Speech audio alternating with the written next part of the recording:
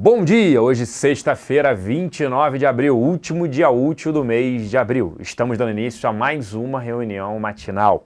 Por aqui, o Temer definindo a equipe econômica, presidente Dilma incentivando ali mais dinheiro para os mais médicos, também para o Bolsa Família, confiança de serviços no Brasil subindo. Lá fora, PIB e CPI da zona do euro. Também tem a parte de Yuan na China e Fed. Além disso, resultados Brasil Foods, Hering, Raia Drogasil, Sul América e também informações da EBR Malls que eu vou falar daqui a pouquinho. Primeiro eu vou chamar aqui agora o Gustavo Cruz. Bom dia, Gustavo. Bom dia, Celso. Bom dia a todos. As bolsas continuam sendo impactadas negativamente pela decisão do BOJ, do Banco do Japão, de ontem, onde eles não decidiram fazer nenhuma alteração no pacote de estímulos. Boa parte do mercado aguardava alguma mudança. E também o resultado do PIB dos Estados Unidos, que veio pior do que o esperado.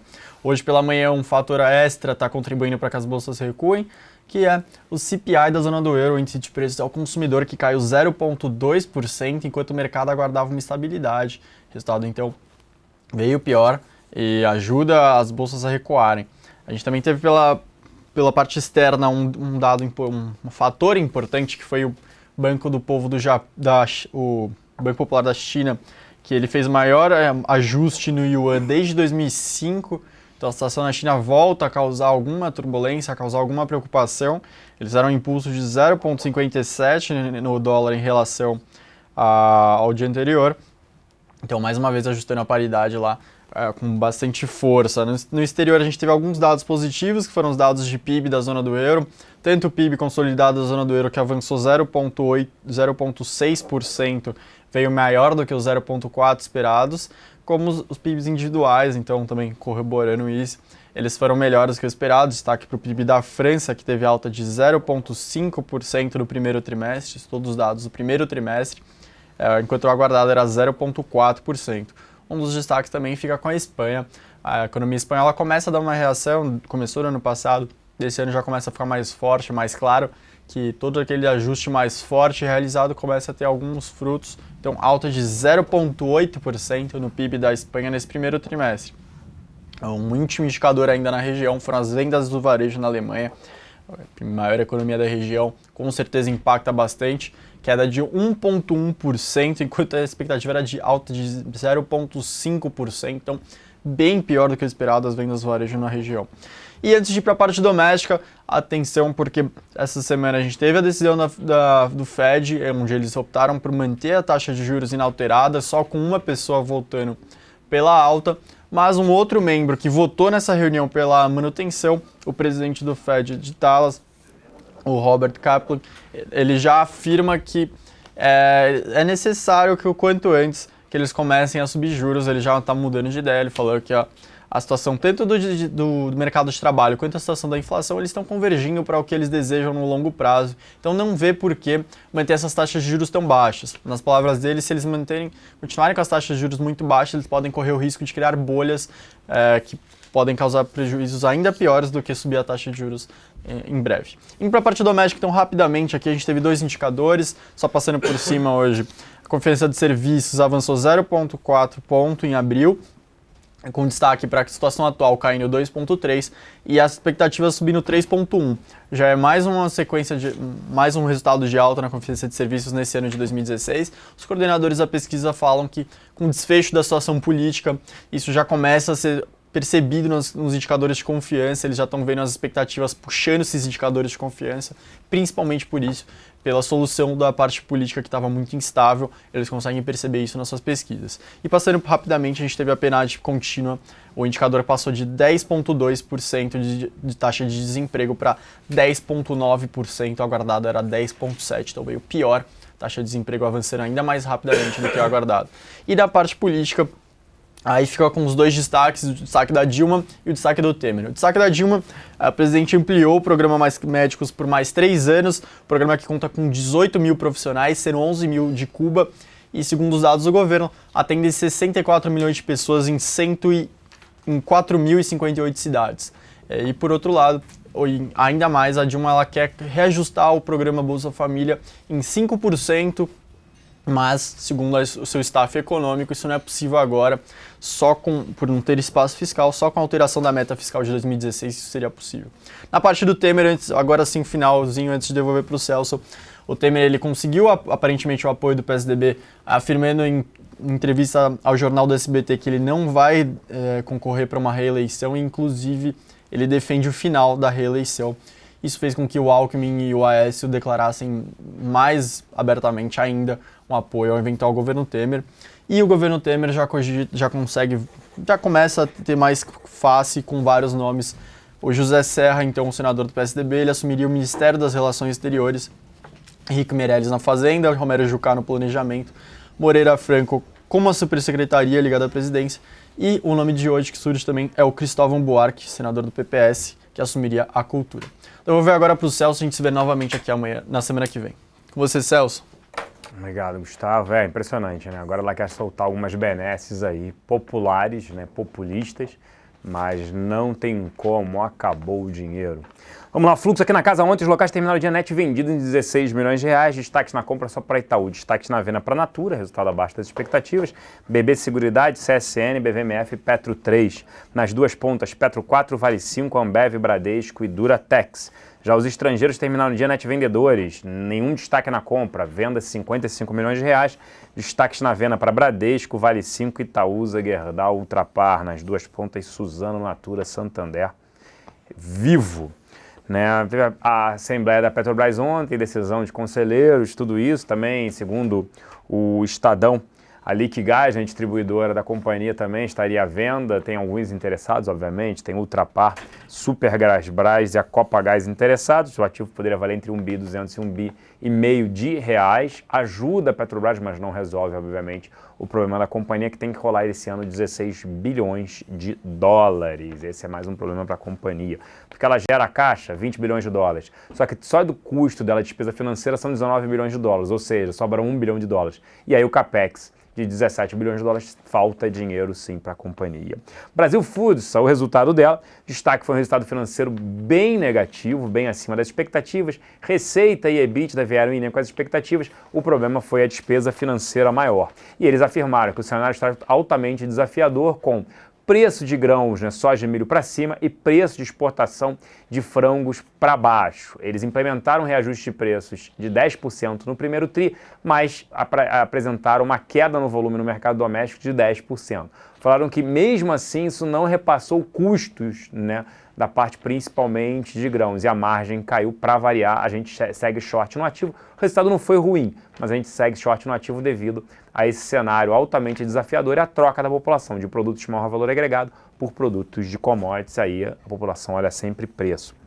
Vale destaque para a Hering, onde o cenário segue extremamente desafiador. Mais um trimestre onde o same-store sales, as vendas das mesmas lojas, foram negativas, queda de 5,5%. Ela falou que, né, a parte de franquia e multimarcas permanece muito ruim e vai permanecer no ano todo de 2016. É outro ativo que a gente não recomenda de posição. Ela vem perdendo market share. Por exemplo, a Renner apresentou um same-store sales de pouco mais de 1%. Da Hering segue em franca queda e vai permanecer. A gente não recomenda também de posição ativa. Raia Drogasil surpreendeu positivamente, impressionante, o same-store sales, as vendas de mais lojas, foi de mais 16%. Eles falaram que impulsionou isso, foram as vendas por segmento de perfumaria e também esse problema todo de gripe, né, o Zika vírus e também o H1N1, houve uma busca por medicamentos. Fora isso, a empresa abriu 39 lojas, mantém o plano de abrir 165 lojas esse ano e 195 lojas no ano que vem. A empresa vem crescendo, mostra números interessantes, o problema é um valuation extremamente elevado. Sul América reportou um resultado melhor do que a parte de seguros do Bradesco, com índice de sinistralidade menor, um ROA, né, que seria ali um retorno, né, sobre patrimônio também, melhor, um crescimento nessa base. Então, assim, o resultado eu diria até que foi bom. Né? Hoje em seguros a gente tem BB Seguridade, a gente até acha que BB Seguridade vem sofrendo muito por conta disso, né? Uma redução na taxa de juros mais para frente, um cenário onde o índice de sinistralidade que foi confirmado no Bradesco aumentou, mas a gente segue ainda gostando, apesar de nós estamos reduzindo a exposição de BB Seguridade nas nossas carteiras, mesmo assim a gente segue gostando do ativo. E uma informação que a Blackstone, né, um fundo de uma empresa de private equity americana, estaria interessada nos ativos da BR Malls. A gente já falou sobre isso aqui, é o ativo, entre aspas, mais fácil de comprar. Se algum investidor estrangeiro quer entrar no segmento de shoppings aqui, BR Malls seria a principal entrada. E destaque na nossa mesa de aluguel, para encerrar, para eu passar aqui para Paula Barra. B2W, TIM, Hering, Oi BR3, CSN e GGBR, esses foram os principais destaques ontem na nossa mesa de aluguel. Agora eu vou perguntar aqui para Paula Barra da Informani como é que é, qual a principal pauta hoje. Ontem teve comissão do impeachment, foram 9 horas, né, a Janaína e o Reale defendendo a tese do impeachment, mas qual é a pauta hoje? Bom dia, Paula. Bom dia, Celso. Você comentou da comissão do impeachment, hoje segue com a defesa do Cardoso, José Eduardo Cardoso, o Informani já está cobrindo, agora quem está falando é o ministro da Fazenda, Nelson Barbosa. Acho que a atenção segue voltada a isso, mas eu vou dar destaque hoje na primeira atuação do Banco Central no câmbio nessa semana. A gente viu o Banco Central parado essa semana. Ontem à noite, né, eles anunciaram que ofertariam 20 mil contratos, colocaram apenas 6.900 no mercado e a gente vê hoje o dólar rompendo aquele patamar dos 3,50 e indo mais abaixo na casa de 3,45. A gente pode esperar mais queda do dólar? Sim. A gente não acredita, continua acreditando, né? O dólar ele vem muito mais por uma expectativa de mudança de governo. O governo, né, o Banco Central segurou esse dólar na casa de 3,50 por muito tempo com os leilões reversos de swap, mas agora não está fazendo efeito. Acabou o leilão, o dólar estava ali 3,49, 3,48, foi 3,46 na mesma hora antes de eu descer aqui para o estúdio. Falei, impressionante isso, ou seja, não faz mais efeito, o fluxo deve vir, os investidores estrangeiros ainda não entraram no Brasil e a expectativa é positiva, né? A gente tem escritório em Nova York e Miami, a gente estava conversando com o nosso economista lá de Nova York, ele está aqui no Brasil, Daniel Cunha, falou, olha, fiz uma rodada com investidores institucionais estrangeiros, né, norte-americanos, e eles falaram, eu só vou entrar no Brasil a hora que, por acaso, a faixa mesmo de presidente estiver com Temer. Antes disso, eu prefiro esperar. Na América Latina tem esses fatos que podem mudar de uma hora para outra. Então, eles não vieram. A expectativa, sim, é de um dólar entre 3,30 e 3,40, né? Dependendo do que aconteça. Se o Temer, né, fizer um trabalho, né, uma equipe econômica que pelo menos vem surgindo aí com nomes interessantes, esse dólar poderia vir um pouco mais abaixo, sim, atraindo investidores estrangeiros e bolsa para cima. Eu vou ficando por aqui. Uma excelente sexta-feira a todos. Um grande abraço, Paula. Com você. Uma ótima sexta-feira também, Celso. Bom, e os desdobramentos da política, nova equipe econômica que vem sendo montada no possível governo Temer e a atuação do Banco Central, você vê aqui no Informani na Bolsa. Pode rodar a vinheta.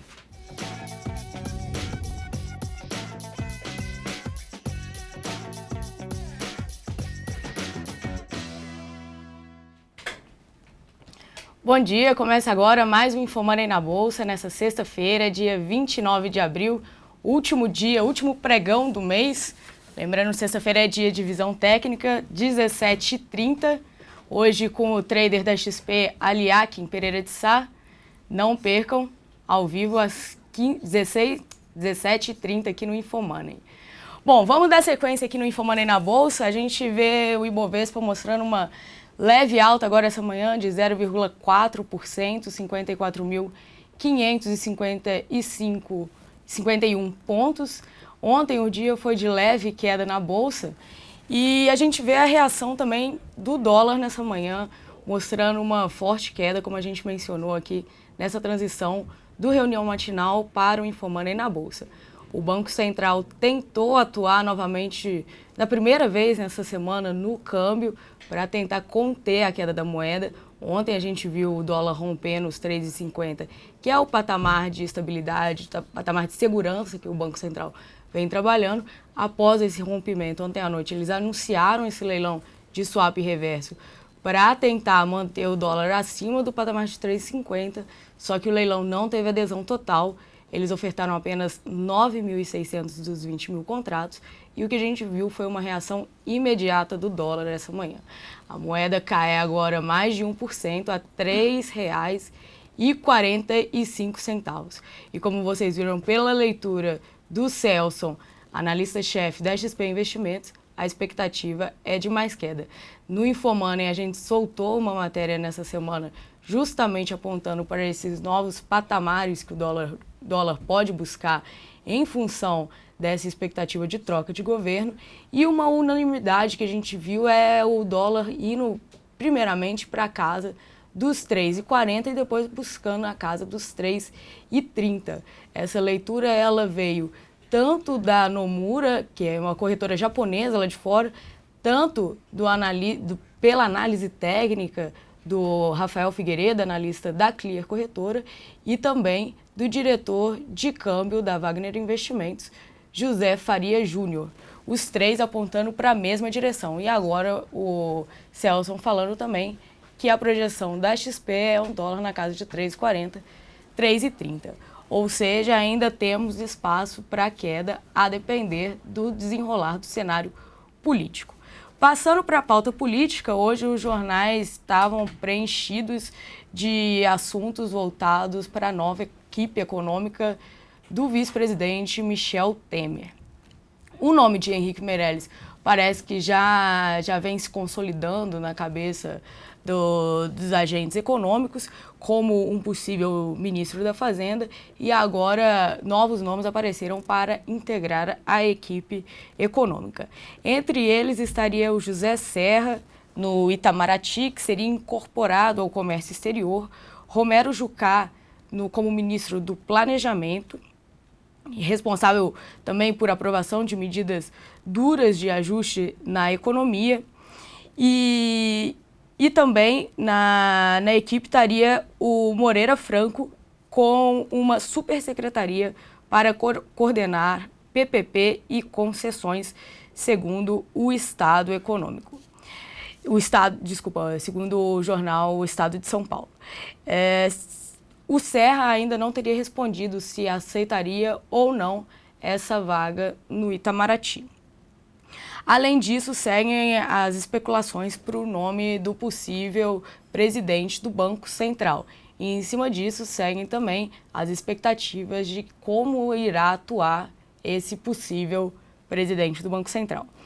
Entre os 4 nomes apresentados por Henrique Meirelles, o Temer já teria dado essa bola para o Henrique Meirelles para fazer essa indicação dos nomes dos possíveis presidentes do Banco Central, estariam Carlos Caval, que é o do Banco Safra, o Ilan Godfan, do Itaú Unibanco, economista-chefe do Itaú Unibanco, Afonso Bevilacqua e o Mário Mesquita, do Banco Plural. Também na lista entrou ontem o nome do economista-chefe do BTG Pactual, Eduardo Loio, que foi citado ontem na coluna da Sônia Raci como um dos favoritos pelo Henrique Meirelles. Hoje o nome dele perdeu um pouco de força nesses destaques dos jornais da manhã. Em cima disso, começa a repercutir as possíveis atuações desses nomes na política monetária brasileira. Desses nomes cotados, todos ontem, após o desfecho da reunião do Copom, apontaram por uma possibilidade de corte de juros no Brasil. Corte chegando a casa de 2 pontos percentual, indo para os juros descendo de 4,25, que está agora, para 12,25. Todos vendo espaço para queda de juros no segundo semestre. E, além disso, fica também da agenda do investidor o cenário do PSDB, que teria aceitado integrar um possível governo de Michel Temer. Para conseguir o apoio do PSDB, Temer teria cedido as próximas eleições. Falou que não disputaria uma eleição em 2018. Aécio, segundo a Folha, teria aceitado participar do governo do Temer, e as medidas que o Temer estaria trabalhando nesse possível governo estariam ali incluídas desvinculação do orçamento, desindexação de benefícios sociais e reformas da Previdência e Trabalhista. Ontem a Eurásia soltou um relatório de consultoria política e ela elevou perspectivas de curto prazo para o Brasil para positiva. No placar do impeachment dos jornais, os 3 jornais que têm acompanhado, Estado, Folha e Globo, mantiveram o mesmo patamar de votos favoráveis ao impeachment hoje. A Folha é a que aparece com o cenário mais otimista pro impeachment, mostrando 51 votos favoráveis, e Estado e Globo com 50 votos favoráveis. Para a aprovação dessa primeira fase do pedido de impeachment são necessários 41 votos. E o foco também hoje fica voltado para o que a presidente Dilma poderá fazer no 1º de maio. Ontem saiu uma reportagem no estado de São Paulo falando que a presidente Dilma poderia usar o Dia do Trabalho, 1º de maio, para fazer um anúncio de reajuste. Eles falam em algo em torno de 5% do Bolsa Família. Logo após sair essa notícia, o Ministério da Fazenda informou que não haveria espaço para um reajuste no programa. Apesar disso, os olhos ainda ficam voltados a esse tema. Também saiu nessa manhã que a presidente Dilma deveria vir a São Paulo para se encontrar com o ex-presidente Luiz Inácio Lula da Silva nas manifestações que estão programadas para acontecerem no Vale do Anhangabaú, aqui em São Paulo, no dia 1º de maio, organizado pelos movimentos sociais. Nesse encontro, eles poderiam propor uma eleição municipal. Na época da eleição municipal, eles poderiam propor uma nova eleição para presidentes. Eles estariam trabalhando com um discurso de direta já como a última cartada do governo, já que eles estão vendo que o pedido de impeachment deve passar pelo Senado nessa primeira fase. Então, essa seria a última cartada deles. Vale atenção, vale seguir atento ao que eles podem anunciar nesse 1º de maio, que pode também trazer repercussões para o pedido de impeachment. Caso isso, a expectativa deles é que uma possibilidade de direta já pudesse ganhar força nas ruas por aqueles que vêm defendendo que o impeachment seria um golpe. Caso isso realmente ganhe força, pode ser que eles consigam um apoio popular e acabe enfraquecendo um pouco o pedido de impeachment, ou até mesmo uma atuação do Temer, que é o que o mercado vem olhando. Nessa semana a gente fez uma entrevista com o gestor da Patrimonial Asset e ele falou nessa entrevista, o Pedro Carneiro, que o mercado estaria atento realmente aos desdobramentos de como o Temer vai conseguir lidar com o Congresso, e qualquer reação do PT nesse sentido pode atrapalhar o Michel Temer nos avanços que ele quer fazer para a economia, nessas medidas duras que eles querem implementar. Qualquer avanço do PT nesse sentido de conseguir apoio popular nas ruas pode trazer dificuldade e uma leitura mais difícil também para o mercado, que pode trazer incertezas para os ativos de risco. Bom, e a gente passou também passou aqui com o Celso na transição do reunião matinal, comentou um pouco sobre a comissão do impeachment. A gente, o Infomoney está acompanhando a comissão ontem, a gente fez a cobertura da comissão o dia inteiro. Hoje também a gente está acompanhando isso. É só entrar no site do Infomoney, tá o breaking news da comissão. Na hora que eu desci aqui para o Infomoney na Bolsa, quem estava falando era o ministro da Fazenda, Nelson Barbosa. Hoje falará também o José Eduardo Cardoso, o advogado-geral da União, e também a ministra Cátia Abreu e o Nelson Barbosa, que está falando agora. Ontem, quem apresentou defesa do pedido de impeachment foram os juristas Miguel Reale Júnior e a Janaína Pascoal, numa sessão que se estendeu pela madrugada.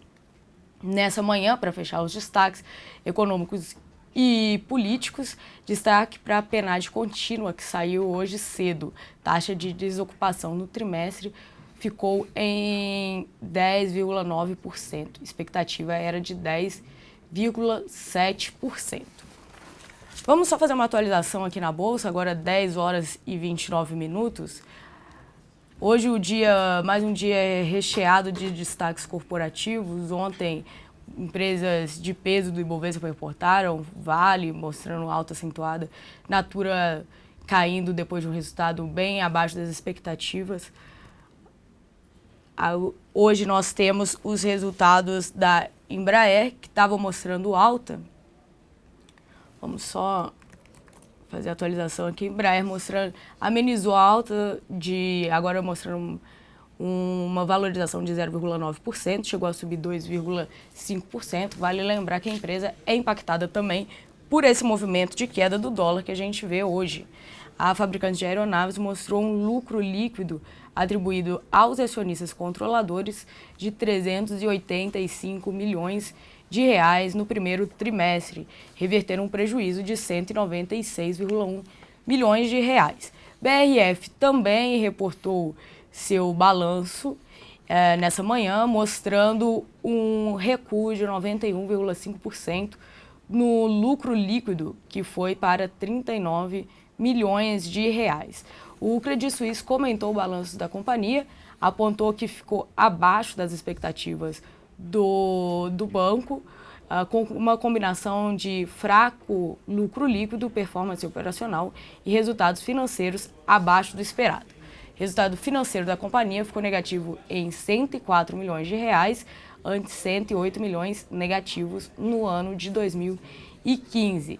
Credit Suisse comentou também que o resultado da companhia confirma grande dependência da empresa ao ciclo de commodities e que o processo da empresa de se consolidar como uma marca forte de alimentos ainda estaria em processo de implementação. Raia Drogasil foi a surpresa positiva desse lado de consumo. Saiu também ontem o balanço da companhia Hering, que decepcionou o mercado. O Celso falou aqui hoje, nessa manhã, o balanço mostrando vendas no segmento mesmas lojas, considera lojas abertas há mais de um ano, mostrou uma desaceleração bem forte. O varejista mostrando ainda que a economia vem penalizando os seus resultados.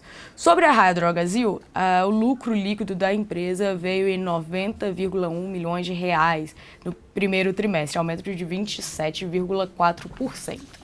Vamos só ver como que estão reagindo as ações, mostrando uma alta de 2,4% hoje. E já aproveitando o gancho, a Hering, apesar do balanço ter sido negativo, a leitura negativa do mercado, as ações mostram uma alta de 2,5% hoje. A companhia mostrou uma queda em todas as linhas de seu balanço. O lucro líquido da varejista caiu quase 30% no primeiro trimestre, indo para 29,3 milhões. Receita líquida caiu quase 10%, indo para 314,35 milhões de reais. O Credit Suisse comentou que, apesar dos números terem vindo melhor do que o esperado, a empresa reportou um resultado muito fraco, com vendas no segmento mesmas lojas caindo pelo 9º trimestre consecutivo. E fechando os destaques, saiu hoje cedo uma notícia no Estadão que a Liquigás, uma distribuidora e comercializadora de botijões de gás da Petrobras, começaria a receber na semana que vem propostas de venda de seu controle. A Ultragás, a Supergasbras e uma terceira do setor estariam avaliando o negócio, que estaria sendo cotado entre 1,2 bilhão e 1,5 bilhão, segundo o jornal Estadão. Bom, ficamos por aqui com mais um Infomoney na Bolsa. Lembrando que hoje é dia de visão técnica, 17h30, aqui no estúdio ao vivo. Bons trades a todos e até mais.